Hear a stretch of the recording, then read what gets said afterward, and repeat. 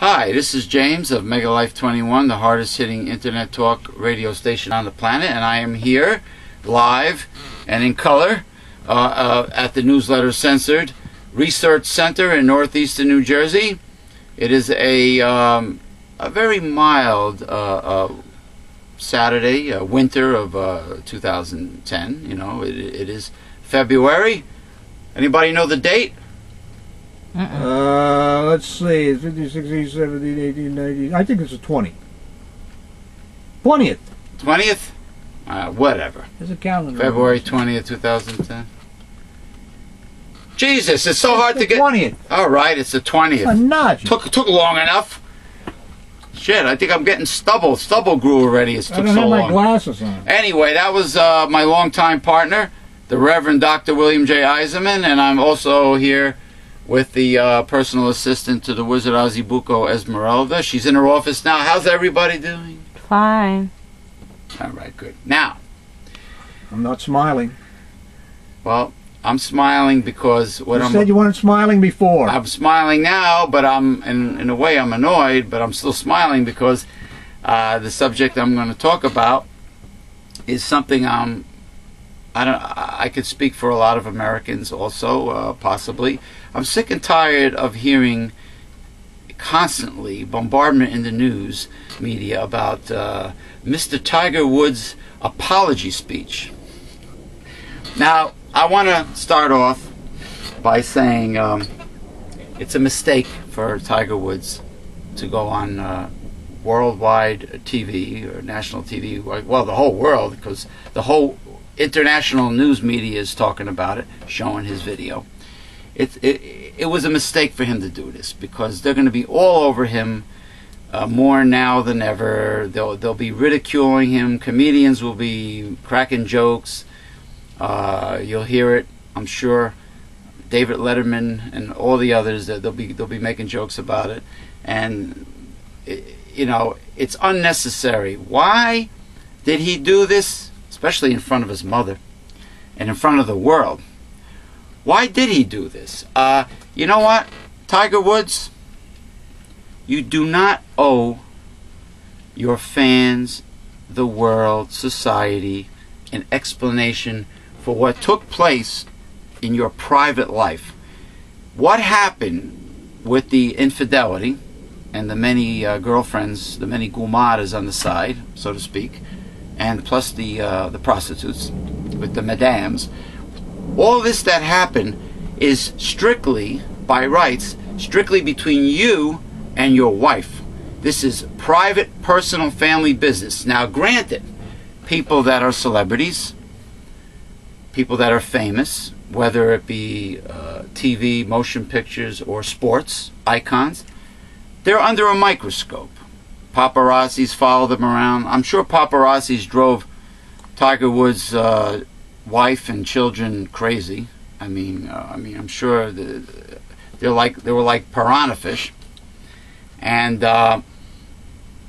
honestly, I think being nosy when it comes to celebrities is for people that have no life, people that are empty, that have nothing important going on in their lives, that they have to preoccupy themselves with every little thing that celebrated people do and say, you know, and how many times they go to the bathroom, what they had for breakfast, lunch, dinner, blah, blah, blah, blah, blah, who they're dating, who they're not dating, are they getting a divorce, is their marriage on the rocks, every little thing, they're under a microscope.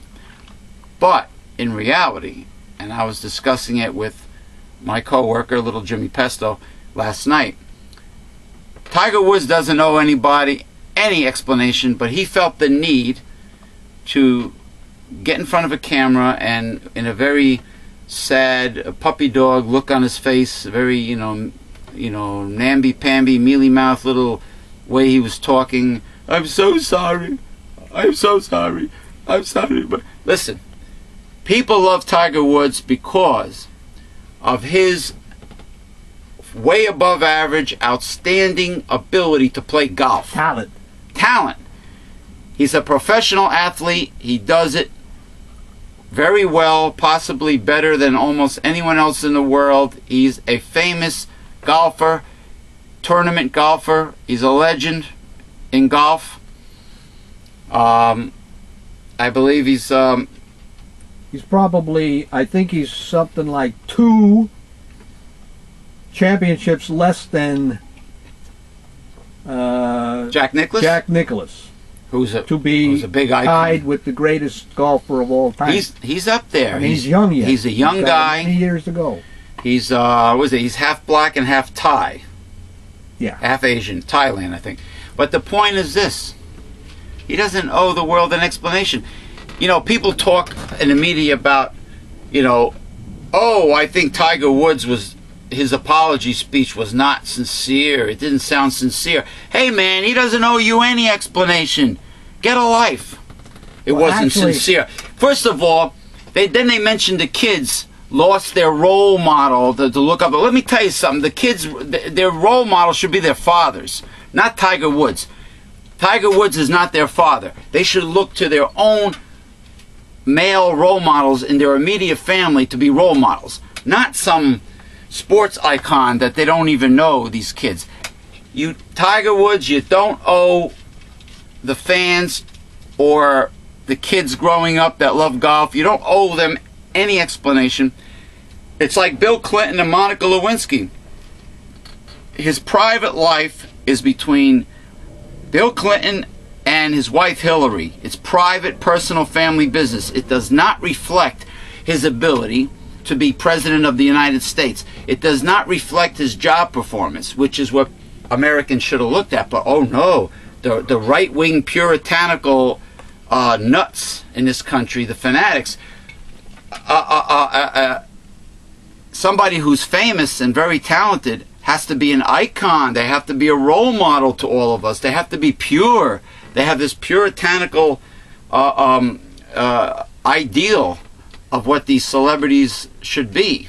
So what's your take on this, Reverend Bill? Well, first of all, Tiger did not come out and apologize for many of those reasons that you just stated.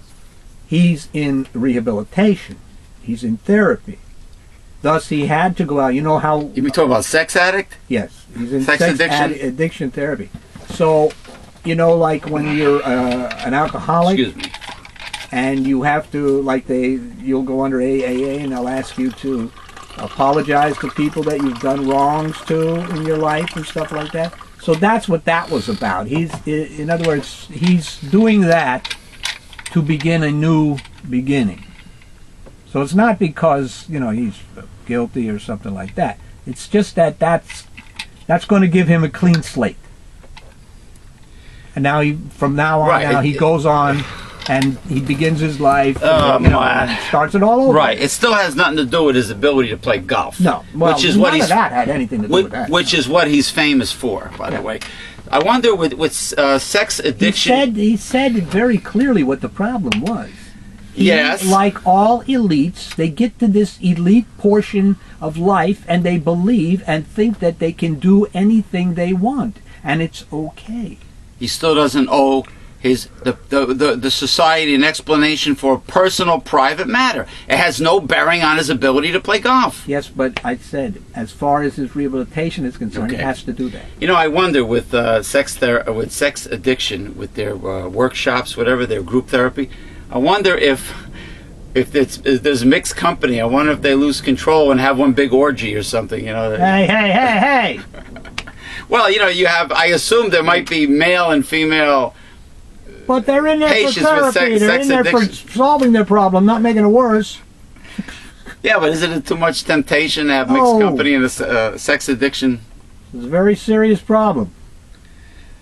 Oh, man.